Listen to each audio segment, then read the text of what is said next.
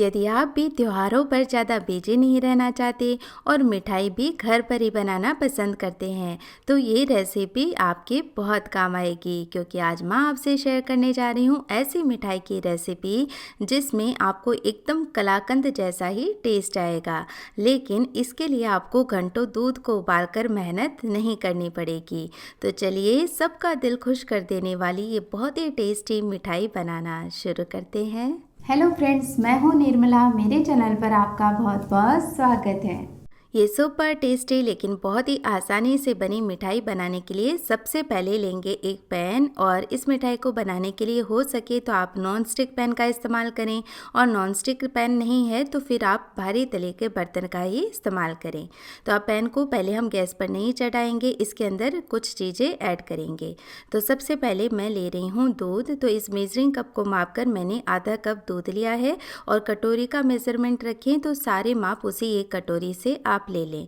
और इस मिठाई को बनाने के लिए आप पैकेट वाला भैंस का या गाय का कोई भी दूध ले सकते हैं। मैंने यहाँ पर गाय का दूध लिया है।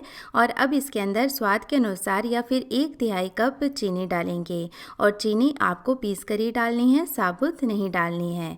अब चीनी के बाद इसमें जाएगा घी, ताकि इस मिठाई को बहुत ही अच्छा टेक्सचर मिले, क्योंकि मिठाई में थोड़ी सी फैट ऐड कर दी जाए तो उसका टेस्ट भी बहुत बढ़ जाता है। तो यहाँ पर मैं 1 चम्मच देसी घी का इस्तेमाल कर रही हूँ। लेकिन यदि आप घी का इस्तेमाल नहीं करना चाहते हैं तो आप इसमें तेल का इस्तेमाल कर सकते हैं, लेकिन ध्यान रखना है कि सुगंधित तेल का इस्तेमाल नहीं करना है। और अब इसमें जाएगा हमारा मेन इंग्रेडिएंट, वो है मिल्क पाउडर। तो यहाँ पर इस कप को मापकर टोटल मैंने 1 कप मिल्क पाउडर लिया है। लेकिन फ्रेंड्स ये ज़रूर से ध्यान रखें कि हमें मिल्क पाउडर यानी दूध की पाउडर का ही इस्तेमाल करना है, या जिस पैकेट के ऊपर स्किम्ड मिल्क पाउडर लिखा हुआ आता है उसी का आप इस्तेमाल करें। डेयरी वाइटनर का इस्तेमाल इस मिठाई को बनाने के लिए नहीं करना है, वरना मिठाई खाते समय दांतों की चिपकेगी। तो यहाँ पर बस सारी चीज़ों को बढ़िया से मिक्स कर लेंगे। तो ये प्रोसेस हमें पैन को गैस पर चढ़ाने से पहले ही करनी है, क्योंकि यदि गैस पर चढ़ाते हुए हमने ये सारी चीज़ें मिक्स की तो एक तो ये सारी चीज़ें नीचे चिपकने भी लगेगी जल्दी से, और अच्छे से मिक्स भी नहीं हो पाएगी, क्योंकि ये बहुत ही जल्दी से पकना शुरू हो जाती है। तो देखिए बढ़िया से मैं इन्हें मिक्स कर लूँगी, और जब आप इसे मिक्स करेंगे तो ये इस तरह थोड़ा सा पतला होने लगेगा, क्योंकि चीनी पानी छोड़ने लगी है। और अभी तो हमने इसे गैस पर नहीं चढ़ाया है, तो जैसे ही हम इसे गैस पर चढ़ाएंगे ये थोड़ा और पतला होगा और फिर गाढ़ा होना शुरू होगा।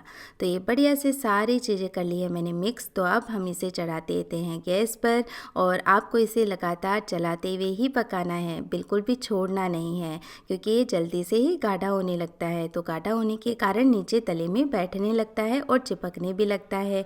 तो इस तरह देखिए जैसे जैसे आप इसे पकाएंगे तो एक बार तो ये फिर से थोड़ा सा लिक्विड फॉर्म में होगा, और धीरे धीरे पकते ये और भी गाढ़ा होने लगेगा। तो लगभग 10 मिनट में ये मिठाई बनकर के तैयार हो जाती है, यानी बर्फ़ी सेट करने के लिए हमारा मिश्रण तैयार हो जाता है।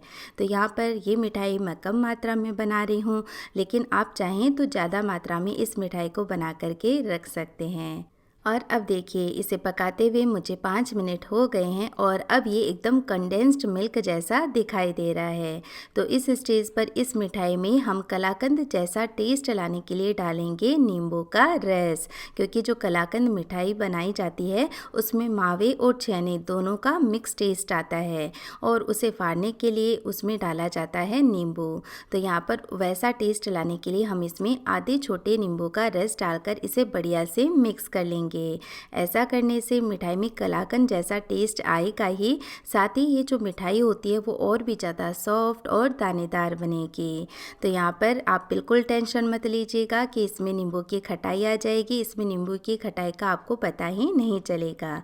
तो यहाँ पर मैंने इसे और पकाया है, तो आप देख सकते हैं सारा मिश्रण पैन छोड़ने लगा है, और ये काफ़ी गाढ़ा और दानेदार भी हो गया है।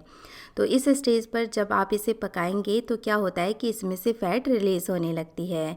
तो यदि आप इसी तरह से इस बर्फ़ी को सेट कर देंगे तो इसमें से बहुत ज़्यादा घी सेपरेट होने लगेगा। तो उस चीज़ से बचने के लिए और साथ ही इस मिठाई का टेस्ट और टेक्सचर और भी बढ़ाने के लिए मैं इस्तेमाल कर रही हूँ डेसिकेटेड कोकोनट पाउडर, जिसे नारियल का बुरादा भी कहते हैं। तो ये 1/4 कप मैं नारियल का बुरादा इस्तेमाल कर रही हूँ, और यदि आपको ज़्यादा इसका नारियल का फ्लेवर पसंद है तो आप ज़्यादा नारियल का बुरादा भी इस्तेमाल कर सकते हैं। साथ ही मैंने इसमें फ्लेवर के लिए थोड़ा सा इलायची पाउडर भी ऐड कर लिया है।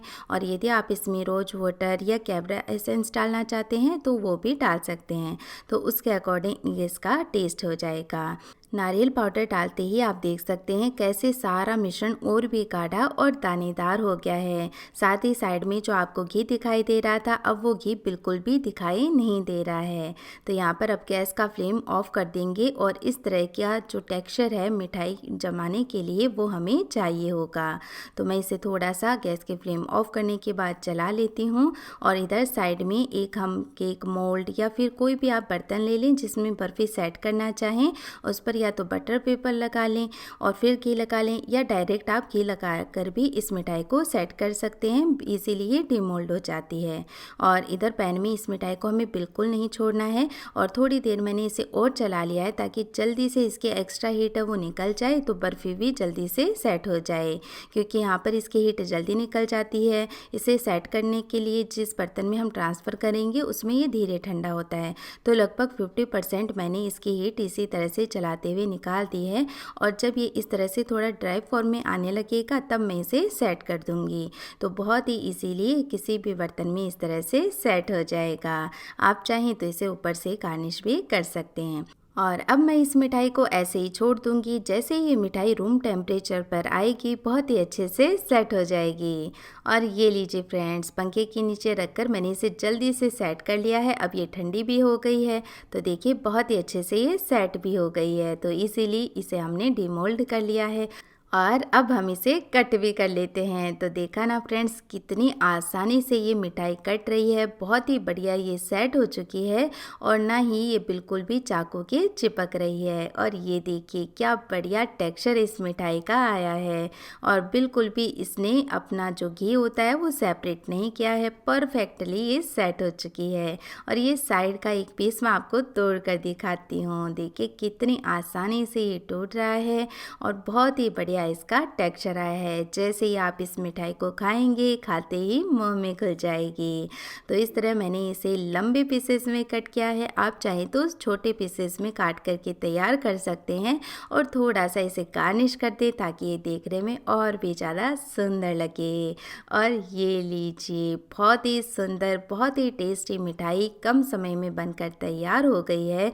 तो आप ज़रूर से इस मिठाई को बनाइएगा, आपको ये बहुत पसंद आएगी। और जिसको भी आप ये मिठाई खिलाएंगे यकीन मानिए आपकी तारीफें करते रह जाएगा। फ्रेंड्स, कैसे लगी आज की ये रेसिपी मुझे कमेंट करके ज़रूर बताना। और अगर वीडियो पसंद आया है तो प्लीज़ इसे लाइक करना, अपने चैनल को सब्सक्राइब करना भी मत भूलना। मिलते हैं एक और नई वीडियो के साथ, तब तक के लिए बाय बाय।